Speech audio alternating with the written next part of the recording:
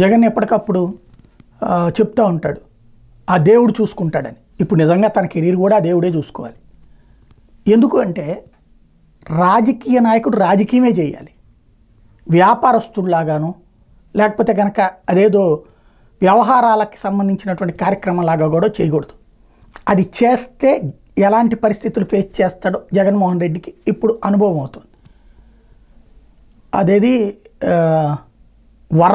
వరద టైంలో బోట్లతో బ్యారేజీని గుద్దేయబోయారు, లక్షల మందిని చంపబోయారు. ప్రజలందరిలోకి ఎంత బలంగా తీసుకెళ్లారు. దానికి జగన్ కౌంటర్ ఏంటి? అలా పార్టీ వాళ్ళు ఒకళ్ళిద్దరు స్టేట్మెంట్లు ఇస్తారు. లేదు జగన్మోహన్ రెడ్డి వచ్చిన తర్వాతన రాష్ట్రంలో అంతకుముందు ఉన్నటువంటి అవినీతి భాగోతాలన్నీ వెలికి తీస్తున్నాం, లేకపోతే కాదంబరి జత్వాని కేసు. జగన్ దగ్గర నుంచి ఉన్నటువంటిది ఏంటి? సాక్షి పేపర్లో 4 వార్తలు లేదా 1-2 కౌంటర్లు. ఇప్పుడు లడ్డూ వివాదం. వీటిట్లో ఎక్కడైనా జగన్ స్పందన ఏంటి అంటే మాట్లాడడం రాదా, మాట్లాడటం చేత కాదా అంటే చేత కానట్టే కనబడుతుంది, రానట్టే కనబడుతుంది. అట్లాంటప్పుడు ఇక జగన్మోహన్ రెడ్డిని నమ్ముకున్నటువంటి వాళ్ళు అందుకే బయటికి పోతున్నారు.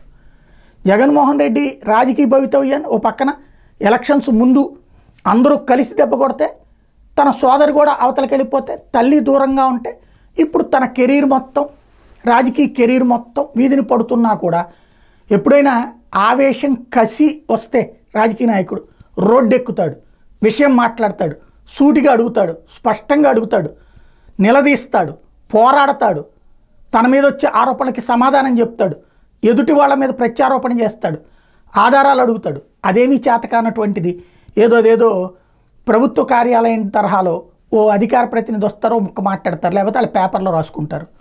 ఏమి ఉంటుంది ఇక? కాబట్టి ప్రజల్లో అయితే చాలా బలంగా జగన్ అనేటువంటి వ్యక్తిని ఒక రాక్షసుడిగా చిత్రీకరించడంలో, ఒక సైకోగా చిత్రీకరించడంలో, ఒక దుర్మార్గుడిగా చిత్రీకరించడంలో ఖచ్చితంగా ప్రతిపక్షం సక్సెస్ అయింది. అప్పటి ప్రతిపక్షం ఇప్పుడు అధికార పక్షం అయింది. ప్రతిపక్షంలోకి వచ్చి కూడా చేతకానటువంటి స్థితిలో అప్పుడు ప్రతిపక్షాలని విలన్లుగా చూపించే ప్రయత్నం చేసిన జగన్ అక్కడ ఫెయిల్ అయ్యాడు. ఇప్పుడు ప్రతిపక్ష నాయకుడిగా ఫెయిల్ అయ్యాడు. దాని ఇంపాక్ట్ జగన్ రాజకీయ భవిష్యత్తు, వైఎస్ఆర్ కాంగ్రెస్ పార్టీ రాజకీయ భవిష్యత్తుని దేవుడే చూడాలనుకుంటే